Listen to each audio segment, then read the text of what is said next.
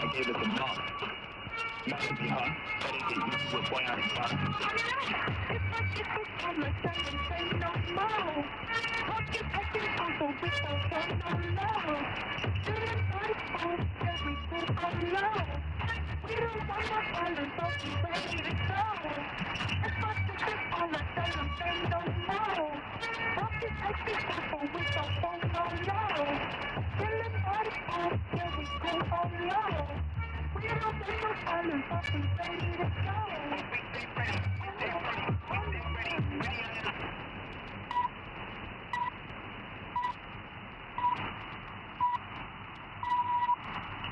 RNZ News at 10 o'clock. Good evening, I'm Mark Leishman. The Broadcasting Standards Authority is defending its decision to include online outlets a platform within its remit of regulation. A complaint sent by the BSA to the platform has been published on the online platform's website, outlining concerns raised about allegedly unacceptable racist comments. BSA Chief Executive Stacey Wood says broadcasters and programs are defined in the Broadcasting Act. Everybody wants to have a reaction, but it seems like nobody wants to read the act. We've been taking new broadcasters into our system for years. This one just happens to be broadcasting over Wi-Fi rather than radio waves. Stacey Wood says if the BSA is to be a responsible regulator, it must apply the law that empowers it. The owner of the platform, Sean Plunkett, is calling for the BSA to be disbanded. He says the BSA does not have jurisdiction over his private company. I will not take part in your bogus complaint procedure. I will hold the members of the BSA board individually and collectively liable for any damage that accrues to myself personally or my company, either financial or other, as a result of their actions.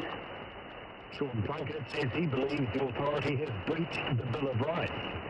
New Zealand First leader Winston Peters is accusing the BSA of Soviet-era Stasi censorship and overreach following its decision.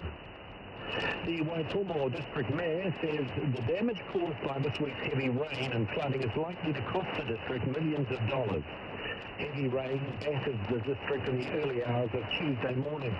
John Robertson says he thinks up to a dozen houses, mainly in the Awakino area, had significant flooding damage. He says paddocks have been inundated with water. You can imagine them being totally flooded, fences with logs and things through them. In our roading network, millions of dollars of damage will have occurred. We've still got roads closed, and state highways are still closed through our area. John Robertson says some properties between the Waitomo Caves and Marakopa and in Awakino are likely still cut off due to closed roads.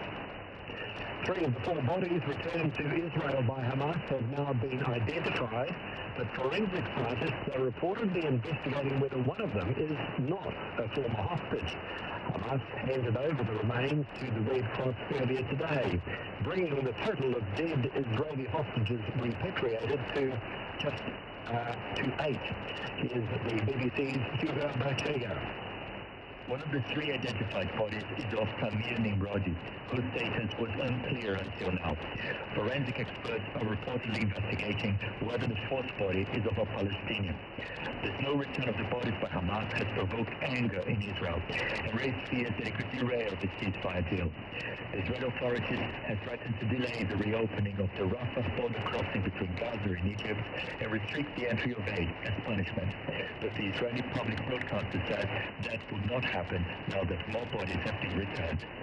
There are reports that other 4 more bodies are expected to be transferred from Gaza today. A former senior National Government Minister says current MPs are scruffy and need to clean up their clothing in Parliament. Speaker Jerry Brownlee wants to tighten rules around dress standards and attendance. Chris Finlayson is the former Attorney General and chair of the Privileges Committee. He's told Checkpoint MPs' attire has become sloppy. Trevor Mallard canned the requirement for male MPs to wear a tie in the House. I think that they're a pretty scruffy bunch. Half them look as though they sleep in a haystack. I think that the standards have gone down. It's very hard to turn the clock back though, so good luck to Jerry on that. Christopher Mason says male MPs should wear a tie or taonga, like a whalebone, and jeans and sneakers should be a no-no. But he says it's hard to define what's considered professional attire. Central Otago Mayor Tamar Ali says the decision for a councillor-elect to stand down is in the community's best interest. Days after winning a Vincent Ward seat, Dave McKenzie this afternoon pulled out of the role following online accusations of financial misconduct. Council documents show the former council contractor was investigated in 2018 after he admitted to overcharging the council by $1,000. The documents show there could have been other instances. Tamar Ali says the decision to resign would have been difficult. But I think it is in the best interest of the public trust and confidence in our council and will allow us to continue on for the next 3 years, building a positive forward-thinking tool and not having this hanging over the head of one particular council and the council in general.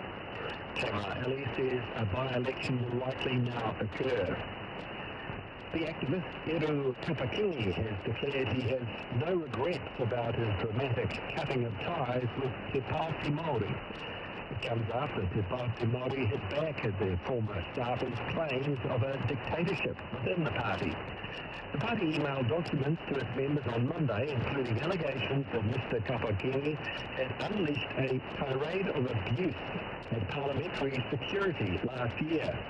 Mr. Kapakingi has yet to directly respond to those allegations.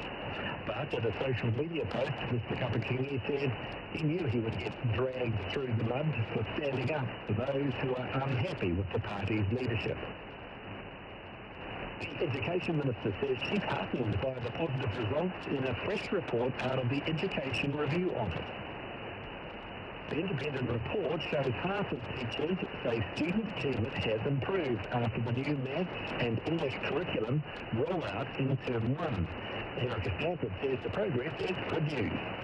I want to make sure that we constantly were improving. It was really nice, though, to see how well we're doing. I think the thing that stuck out to me when I spoke to Rich Shinoda was the fact that he has never seen a reform that has been implemented at scale that is affecting every single teacher in every single classroom.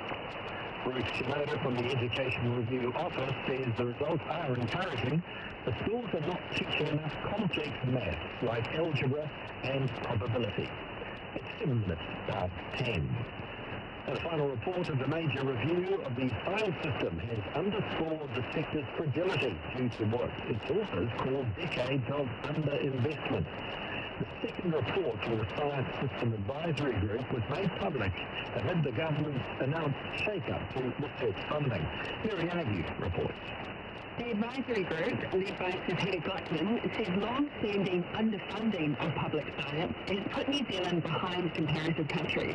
Among its many recommendations is the consolidation of contestable research funds into a single decision-making body, this announced as Research Funding New Zealand by the Science Minister. Sangharetti says public investment in science will focus on the economy, the environment, health and society and technology. The amount of funding available hasn't changed. Police have released the names of 2 people killed in an Auckland house fire that is the centre of a homicide probe. They were 36-year-old Jung Suk Lee and his son Tai Ida Lee, who was 11. They say an accelerant was used to light the blaze at Bucklands Beach earlier this month. They're still appealing for security camera and dash cam footage. Investigators say there is no detail too small or irrelevant to come forward with. A lawyer assisting bereaved families and survivors of the Whakaare White Island disaster says they want to understand why help didn't come sooner. A coronial inquest into the 2019 eruption is today focusing on the response of emergency services on the day. Anna Adams says the timing of treatment could have played a key role in whether victims survived or not. Bereaved families and survivors are not asking for a granular analysis of every moment of the rescue in every aspect. They are really focused on that question. Why it didn't come sooner than it did. And it is directly related to survivability. 22 people died in the disaster and 25 others were seriously injured. The hospitality industry is hoping a ministerial review of regulations will reduce costs and make it easier for businesses. The review of the $15.7 billion industry will cover restaurants, bars, cafes, market food stalls, food trucks, catering businesses and hotels, but excludes gambling. Hospitality NZ Sam McKinnon says the industry is overburdened with inconsistent regulations and red tape. He says the industry is subject to local government bylaws and regulations that are overseen by 13 different ministries. The Media and Communications Minister says a law change for commercial broadcasters will help the sector. The change passed by Parliament yesterday removed restrictions on ads on Sunday morning and on Christmas Day, Good Friday, Easter Sunday and Anzac Day. Paul Goldsmith says audience habits have changed dramatically. Well, every little bit can help. And, I think everybody's conscious of the fact that the broadcasters and the media in New Zealand generally is under a lot of pressure. There are limited things that government can do to help it, but this is one of the things that has been called for and will make a difference. Paul Goldsmith says the industry had been asking the government for a number of things to help alleviate the financial pressures they're facing. Leading credit agency S&P Global Ratings has reaffirmed New Zealand's AA+ rating with a stable outlook. The second to top mark is based on expectations that the budget deficit will be narrowed and the economy will pick up as lower interest rates take effect. S&P upgraded the rating in early 2021 because of the strong recovery after the pandemic and has reaffirmed it several times since. The agency says an upgrade is possible if government finances materially improve, but it's also warning that an increase in the deficit and debt along with weak economic growth might trigger a downgrade. The ratings influence the price and availability of overseas loans.